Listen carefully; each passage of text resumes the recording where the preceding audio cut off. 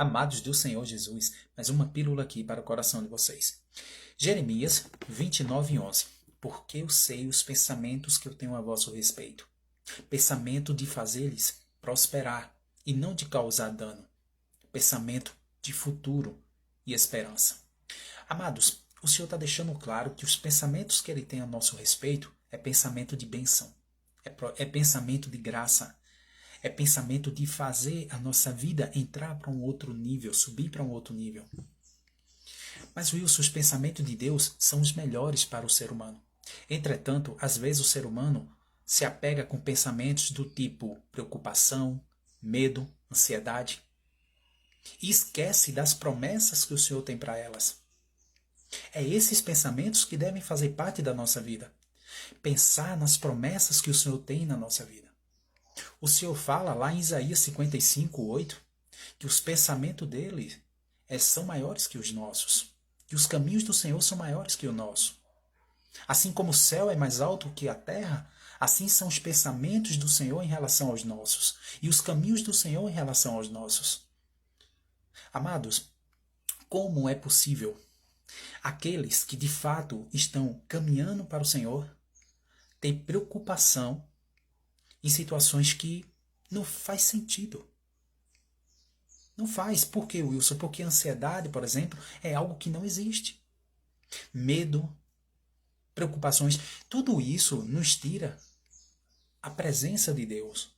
Wilson, por quê? Porque vai passar ofusca a fé que temos no Senhor. Amados, a fé que temos em Deus é o que faz com que o milagre dele se materialize na nossa vida. O milagre de Deus não está condicionado porque eu sou bonitinho, porque eu sou assim, porque eu sou assado. Não. Não depende da nossa região, não depende da nossa idade, não depende das nossas crenças. Depende o favor de Deus, depende da nossa fé. É a nossa fé que vai fazer toda a diferença na nossa vida. E para que isso se internalize dentro de nós, precisamos internalizar esse tipo de pensamento dentro da nossa mente.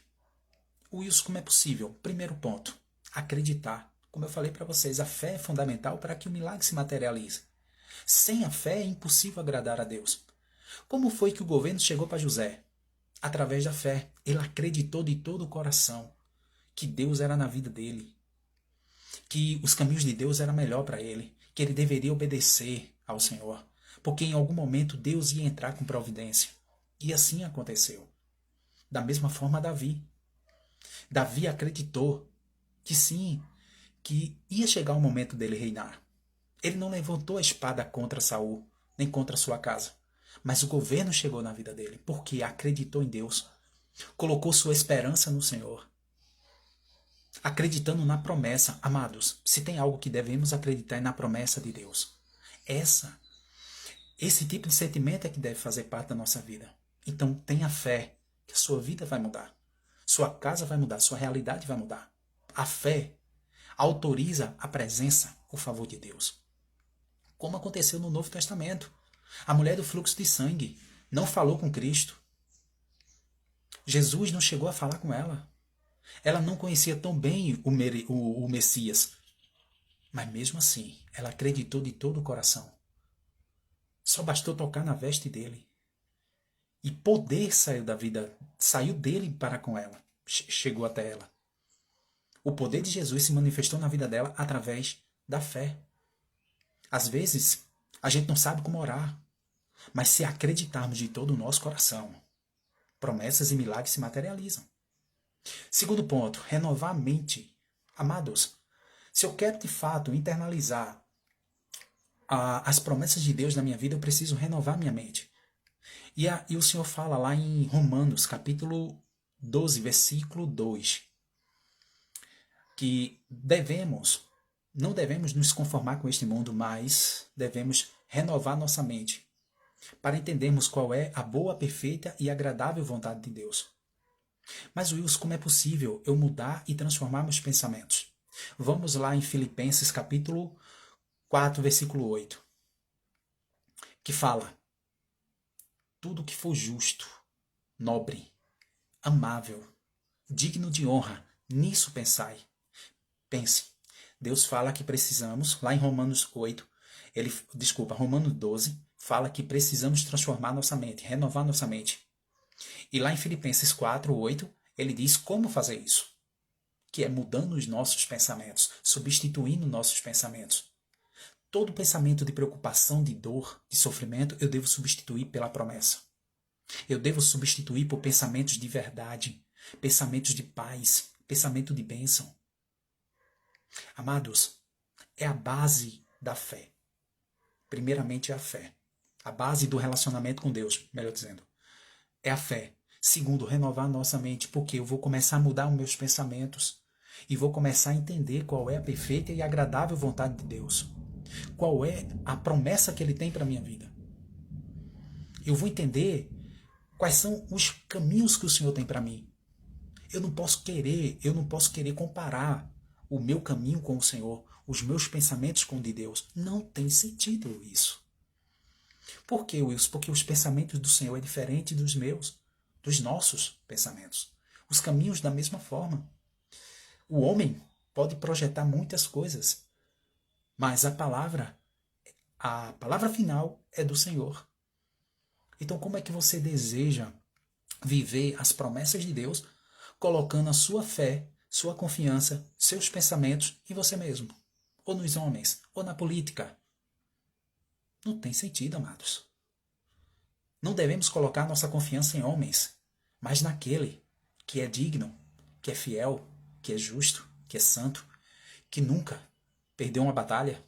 É nesse que devemos colocar a nossa confiança.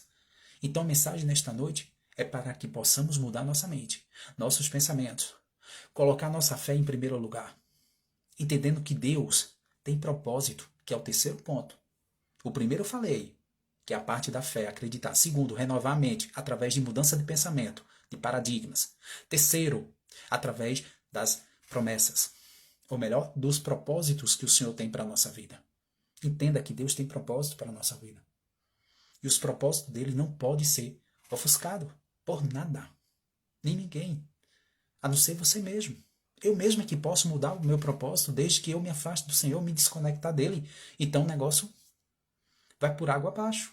Agora, se eu acreditar de todo no meu coração, começar a mudar o meu pensamento, independente do cenário político, que está um caos no Brasil com esse aí que está. Está um caos. Mas Deus é maior do que todas as coisas. E pode mudar esse cenário. Deus pode mudar todas as coisas. Porque o nosso resultado não depende de governo. O nosso resultado depende do nosso esforço. Depende aonde eu estou colocando a minha mente, o meu coração. Aí sim, a minha fé, onde está sendo aplicada. Lógico que o governo facilita a nossa vida. Ele pode trazer ruína totalmente. Como infelizmente está acontecendo. Mas Deus é poderoso. E Ele pode mudar esse cenário. Ele pode mudar o cenário político. Ele pode mudar o cenário religioso. Porque às vezes a religiosidade ferra a nossa vida. Porque nos afasta de Deus. A gente coloca a lei acima da graça. Aí ferrou com tudo também. Precisamos entender essa parte da graça e da lei. Entende? Estamos vivendo o tempo da graça de Cristo. Precisamos mudar nossa vida. Conforme a graça, não conforme a lei. Compreende? Por isso que a palavra de Deus, ela nos dá esclarecimento sobre isso. E o quarto ponto. A parte do meu coração. Da limpeza do meu coração. Falamos da nossa mente. Falar agora do coração. Onde eu coloco o meu coração? Onde está o meu coração? O que eu estou fazendo com ele? Como estou guardando meu coração? Estou higienizando ele todos os dias? Através do perdão, da misericórdia, da compaixão. Amados, o coração é a base da nossa vida. Por que, Wilson? Porque dele procede caminhos que me levam à vitória. Eu preciso guardar essa ferramenta. Mas, Wilson, o coração é enganoso. O coração do ímpio é enganoso. Mas um coração que perdoa, um coração que tem compaixão, um coração que tem amor, um coração que tem Cristo governando, como pode um coração desse ser enganoso? É impossível. Então, amados, que possamos entender que Deus tem o melhor para nós e que sua graça está acima de todas as coisas.